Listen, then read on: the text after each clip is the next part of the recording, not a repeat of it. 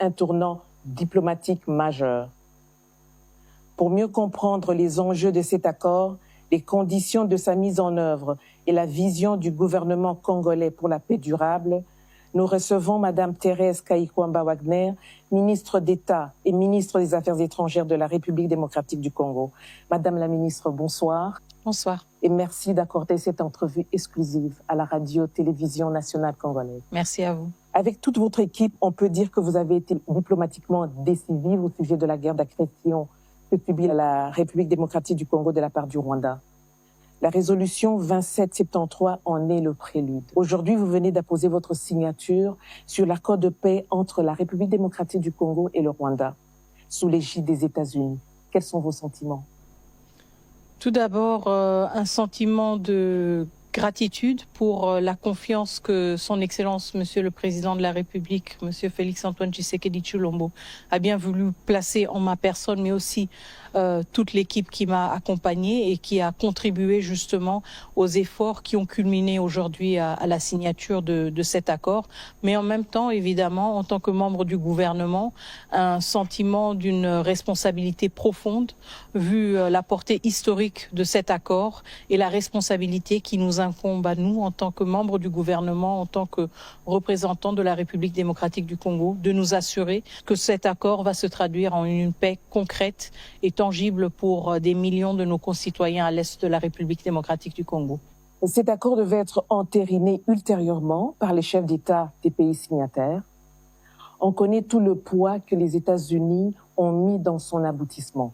Avez-vous obtenu de Washington des garanties que cet accord sera exécuté dans son intégralité par toutes les parties? Alors tout d'abord, il faut souligner que l'accord que nous avons signé aujourd'hui est un accord contraignant pour toutes les parties signataires.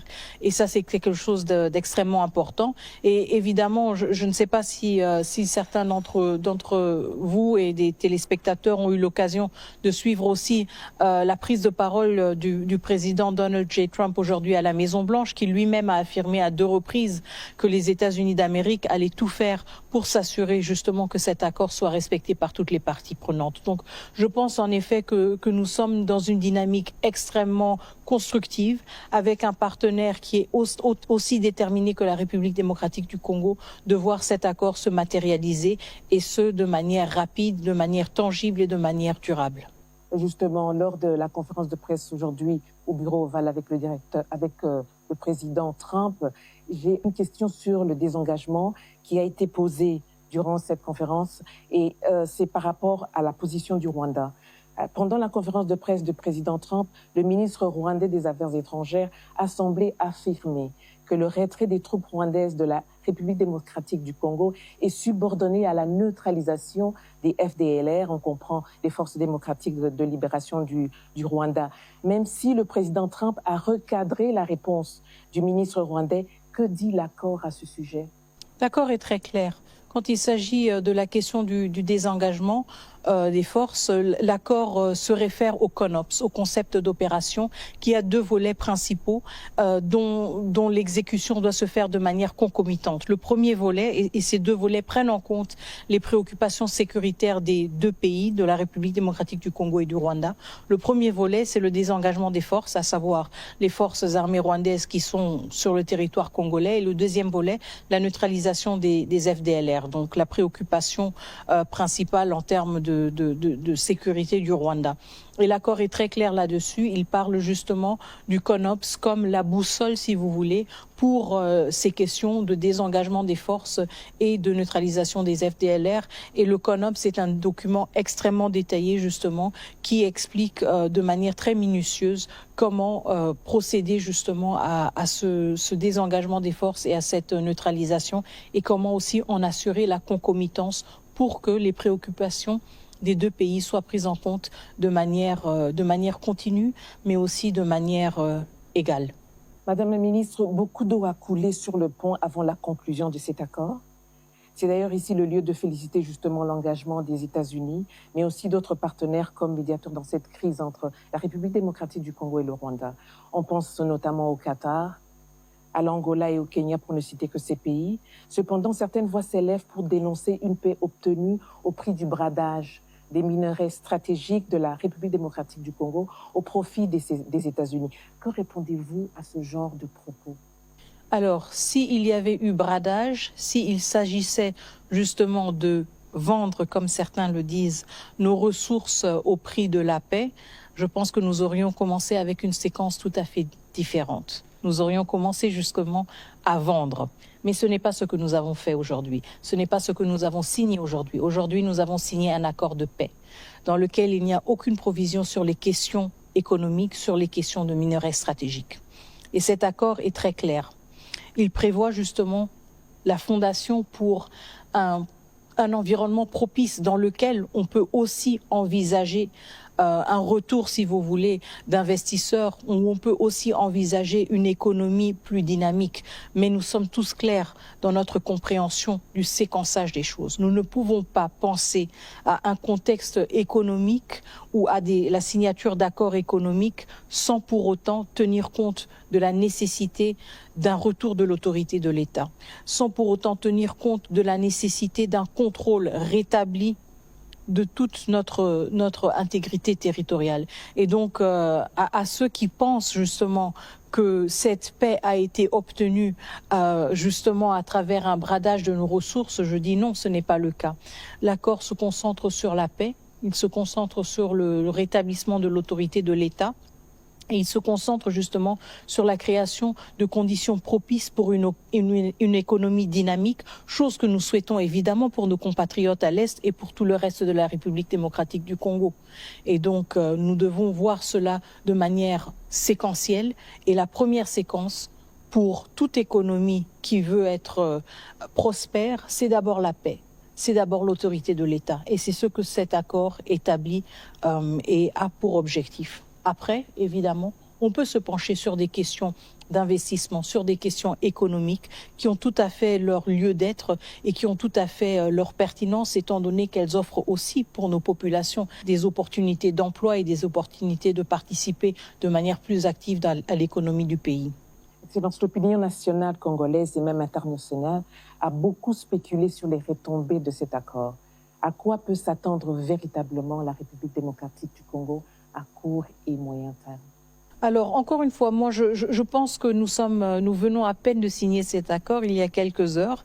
Donc, je pense que dans les prochains jours, nous allons aussi tous, surtout le grand public, aura l'occasion de lire l'entièreté de cet accord qui est aussi accessible de manière libre sur différents sites, à commencer par le site du département d'État. Et justement, la lecture va montrer à quel point cet accord pose les jalons importants pour un rétablissement de l'autorité de l'État, pour aussi un rétablissement d'une confiance entre la République démocratique du Congo et le Rwanda. Nous savons évidemment que nous allons toujours être des voisins, donc cet accord est critique pour aussi voir comment entre voisins, nous pouvons graduellement améliorer nos relations. Nous pouvons prendre en compte les considérations ou les préoccupations sécuritaires des uns et des autres et nous pouvons justement créer des conditions propices à une cohabitation plus pacifique. Alors en termes de retombées, je veux surtout mettre le focus sur le rétablissement de l'autorité de l'État. Je veux mettre le focus sur le départ de troupes étrangères qui n'auraient jamais dû être en République démocratique du Congo. Je veux mettre l'accent sur la question aussi de l'accès humanitaire. Ce que nous vivons à Goma, à Bukavu, à Walikale, à Masisi, à Rutshuru, c'est une situation qui a duré bien trop longtemps. Une insécurité qui a rendu l'accès humanitaire extrêmement difficile, qui a plongé des millions de Congolais dans des situations volatiles, dans des situations d'insécurité alimentaire, de déplacement forcé. Et donc ce sont les retombées très concrètes et très tangibles auxquelles nous nous attendons à travers cet accord qui entre en vigueur dès sa signature, à savoir dès maintenant. Et pour nous, c'est justement la question que nous avons toujours placée au centre de nos négociations. Comment créer à travers cet accord des conditions plus dignes pour nos populations qui ont été et qui continuent à vivre jusqu'à présent dans une situation d'occupation. Et donc pour nous, ce sont les retombées les plus importantes. Le départ de troupes étrangères qui n'avaient rien à chercher en République démocratique du Congo, le retour de l'accès humanitaire, la réouverture des aéroports et aussi évidemment le retour de l'autorité de l'État. Parlons des piliers de cet accord de paix. des engagements des uns et des autres. Quand l'accord parle du respect de l'intégrité territoriale de la République démocratique du Congo ou encore d'une intégration conditionnelle des groupes armés non étatiques, il est important de clarifier ces deux concepts afin d'apaiser les Congolais sur les malentendus qui peuvent être mal interprétés. Que devrait-il retenir en gros de ces engagements-là, de ces deux piliers qui font partie de cet accord de paix? Tout à fait. Le respect de l'intégrité territoriale, c'est un des piliers de la coexistence pacifique entre les États. Cela veut dire que nos frontières qui existent, qui sont reconnues internationalement, ne peuvent pas être violées pour quelconque raison. Et donc ça, c'est un principe sur lequel nous sommes revenus de manière continue dans tous nos efforts diplomatiques justement pendant les derniers mois, les dernières années, pour démontrer qu'il y avait en effet une violation de notre intégrité territoriale. Le deuxième point, là où il s'agit justement de cette intégration conditionnelle et d'éventuels membres ou ex-membres de groupes armés, il est très important d'entrer dans le détail de l'accord qui parle justement du fait que l'intégration, si intégration il y aura, se fera au cas par cas. Nous avons tiré les leçons du passé. Nous avons appris de nos erreurs, des erreurs dans lesquelles nous avons traité tous les membres ou tous les ex-membres de groupes armés comme un groupe homogène. Or qu'il y a des nuances. Il y a certains qui ont eu des responsabilités, il y a certains qui ont pris des décisions et ces décisions ne peuvent pas être juste oubliées comme si de rien n'était. Encore une fois, nous, en tant que gouvernement congolais, avons un devoir de redevabilité envers notre population. Et nous devons nous assurer justement de ne plus créer des situations dans lesquelles le comportement violent à l'égard de nos concitoyens est récompensé ou est juste effacé comme si de rien n'était. Et c'est pour cela que nous parlons d'une intégration conditionnelle. C'est pour cela que nous parlons d'une analyse au cas par cas, pour nous assurer justement que nous tenons compte de la trajectoire, si vous voulez, des individus, des décisions et des actes qu'ils ont posés ou qu'ils n'ont peut-être pas posés. Et donc que nous donnons à cet effet justement une plus grande chance à la paix et à la stabilité en tenant compte de ces responsabilités individuelles. Plusieurs fois, le Rwanda a justifié ses multiples incursions en République démocratique du Congo sous divers prétextes, en dépit des accords et des cadres de concertation existants. On sait fondamentalement qu'il existe des velléités expansionnistes et des raisons économiques derrière cette guerre imposée à la République démocratique du Congo. Quelles sont les garanties que le président rwandais Paul Kagame va s'y conformer? Et dans la même foulée, je pourrais dire, quelles seraient les sanctions prévues en cas de non-respect de cet accord? Bon, l'accord ne prévoit pas un catalogue, si vous voulez, de sanctions explicites qui dit si tel article n'est pas respecté, voici la conséquence. Mais en même temps, encore une fois, n'oublions pas que nous avons signé cet accord avec ou sous la facilitation des États-Unis d'Amérique. Donc un pays qui quand même a pris la décision de mettre tout le poids de son appareil diplomatique derrière ce processus de paix. Et ça pèse énormément. Ça veut dire que nous avons aussi une garantie justement de savoir que ce facilitateur, mais aussi ce champion de l'accord, sera prêt à le défendre quand il y aura des violations de l'accord. Et pour nous, c'est quelque chose d'extrêmement important parce que ça nous réconforte justement dans notre détermination de nous assurer que nous allons honorer nos engagements, mais aussi dans notre certitude que ceux qui ne vont pas le faire seront responsabilisés par les États-Unis d'Amérique, déjà en tant que facilitateur du processus, mais aussi à travers les mécanismes qui seront mis en place pour superviser la mise en œuvre de cet accord. Et donc, il y aura une transparence aussi par rapport à la conformité, si vous voulez, des comportements des uns et des autres vis-à-vis de l'accord. Et ce sont les éléments sur lesquels nous concentrons justement quand nous pensons à la mise en œuvre de cet accord. Le poids politique des États-Unis d'Amérique, mais aussi les mécanismes de suivi et d'évaluation qui sont mis en place à travers cet accord, la vérité, pour établir les faits et constater la conformité du comportement des uns et des autres avec ce que l'accord prévoit. Si l'accord de paix jette les bases d'un apaisement politique et sécuritaire, il apparaît qu'il reste silencieux sur la reconnaissance des victimes du conflit et sur les voies de justice et de réparation envisageables. Alors, dans quelle mesure le gouvernement congolais entend-il intégrer cette dimension, que ce soit à travers la justice nationale, les mécanismes régionaux comme la Cour africaine des droits de l'homme et des peuples, ou en coopération avec des institutions internationales?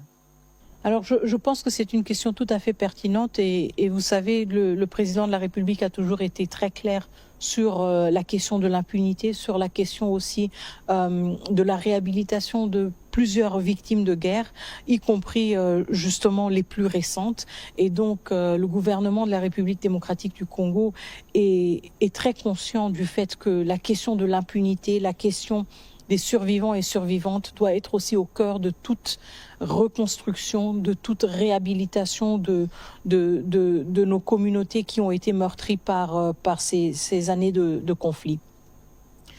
Maintenant, le fait que la question de la justice n'ait pas une position aussi centrale ou aussi visible dans l'accord, on vient de parler de la question justement de l'intégration conditionnelle. Donc je pense que là, il y a un élément de l'impunité déjà ou de la lutte contre l'impunité qui est inclus de manière implicite, mais le fait que cet accord n'en parle pas de manière aussi explicite, encore une fois, ne veut pas dire que c'est une question qui ne peut pas être abordée du tout.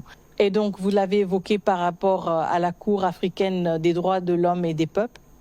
Et nous avons aussi eu une percée très importante au niveau du Conseil des droits de l'homme des Nations Unies qui ont décidé de mettre en place une commission d'enquête indépendante. Donc, on voit que un accord n'existe pas dans un vide. Il existe dans un écosystème, si vous voulez, d'efforts complémentaires qui contribuent à bien asseoir justement la mise en œuvre de cet accord. Et la question de la justice, je pense qu'elle justement accompagne cet accord de manière très importante et de manière aussi très soutenue par le gouvernement de la République démocratique du Congo. Et nous allons continuer à fournir les efforts nécessaires justement pour nous assurer que ces questions de justice, transitionnelle aussi, de réparation des victimes, soient prises en compte et fassent partie intégrante justement de nos efforts vers une paix plus durable dans l'Est de la République démocratique du Congo, mais aussi dans la région des Grands Lacs. Excellence, Madame la Ministre. Merci. Merci beaucoup, Madame.